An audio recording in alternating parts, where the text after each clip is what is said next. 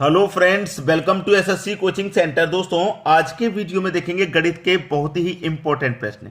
पूरा वीडियो देखना जरूरी है क्योंकि बीच में वो जानकारी छोड़ सकते हैं आप जो आपको नहीं आती हो, तो जरूरी है पूरा वीडियो देखना। चलिए स्टार्ट करते हैं। पहला प्रश्न है, किसी मेज को 400 रुपए के स्थान पर 350 रुपए में बेचने पर हानि में 5% की वृद्धि हो जाती है, तो उस मेज का क्रय मूल्य क्या है।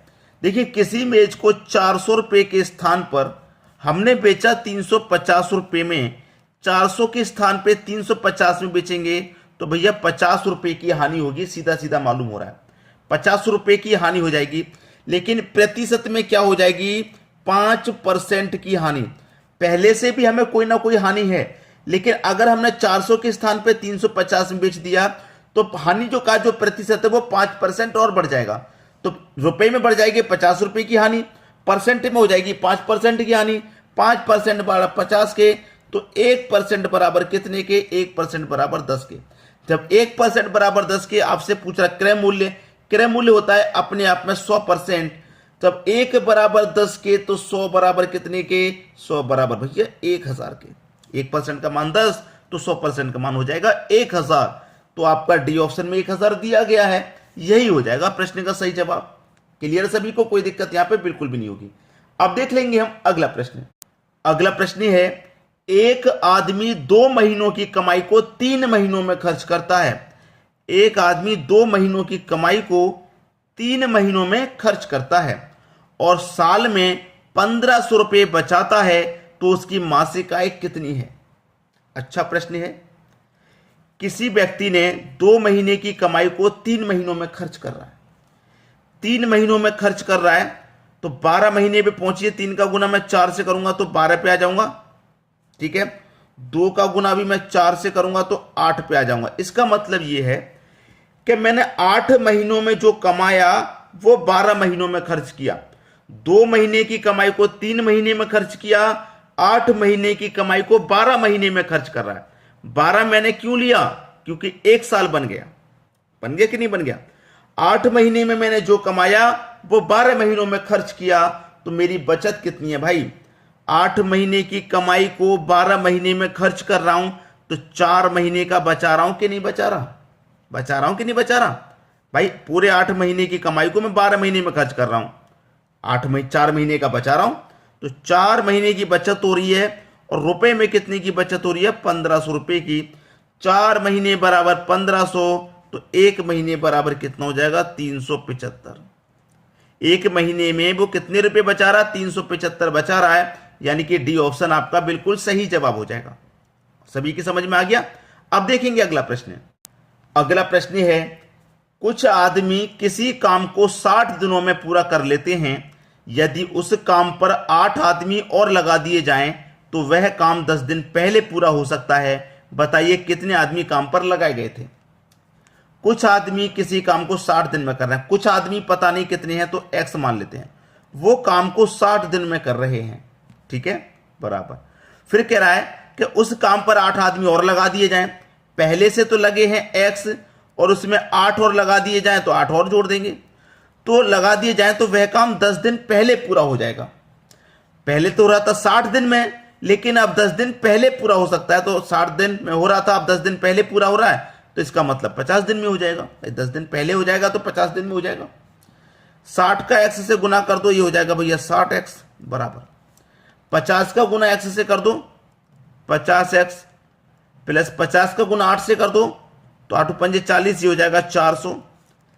50x इधर आएंगे तो 60x में से माइनस हो जाएंगे, 10x बचेगा बराबर का 400, ठीक है। तो x बराबर 400, गुना वाली संख्या बटे में आ जाएगी, 0 से 0 कटेगा, x का मान आ गया 40। x का मान कितना आ गया भैया, 40। तो x तो माने थे हमने, जो कुछ आदमी थे वो कितने माने थे, x ही तो माने थे।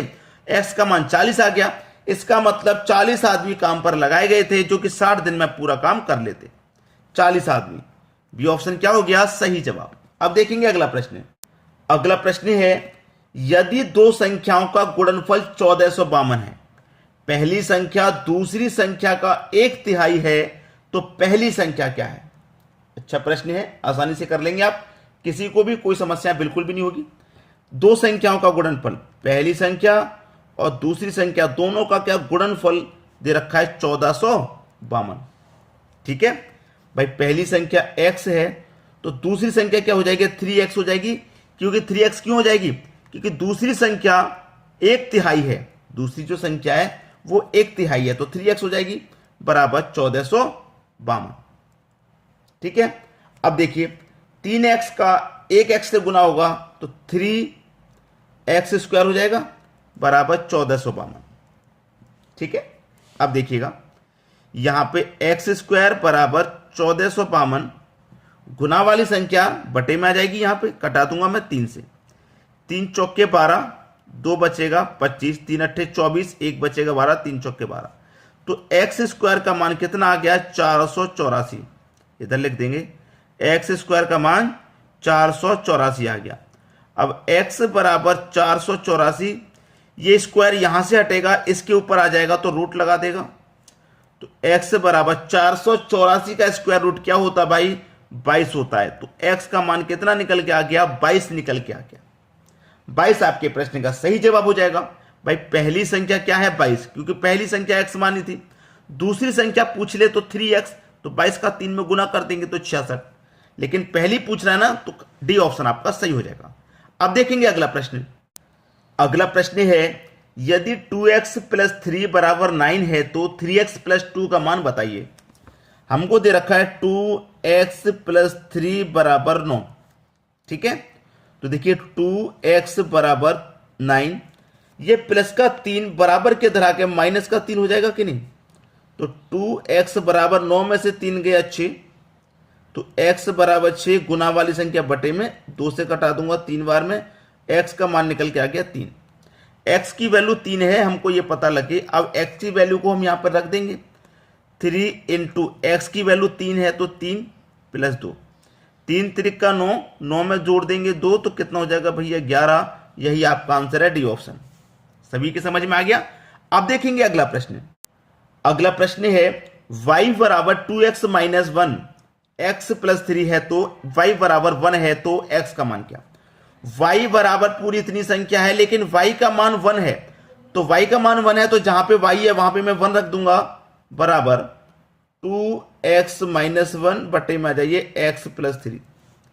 भाई y था ना, y की जगह पे मैंने 1 रख दिया, बराबर में ये पूरी संख्या है, x का मान निकालना है, क्रॉस गुना हो जाएगा, कर दो भैया क्रॉस गुना, x + 3 का गुना 1 से हो जाएगा तो ये x + 3 ही रहेगा, बराबर में 2x - 1। ठीक है, अब देखिएगा ये x, ये 2x, ये x इधर जाएगा तो 2x में से माइनस हो जाएगा तो केवल 2x में से 1x घट गया तो केवल x बचा। ये माइनस का 1 इधर आके प्लस का 1, तो प्लस का 3 पहले से है, ये और ऐड हो जाएगा तो प्लस का 4, x का मान आ गया 4। ठीक है, पहला ऑप्शन बिल्कुल सही जवाब। उम्मीद करूंगा सभी प्रश्न आपको आसानी से समझ में आ गए। ठीक है दोस्तों, धन्यवाद।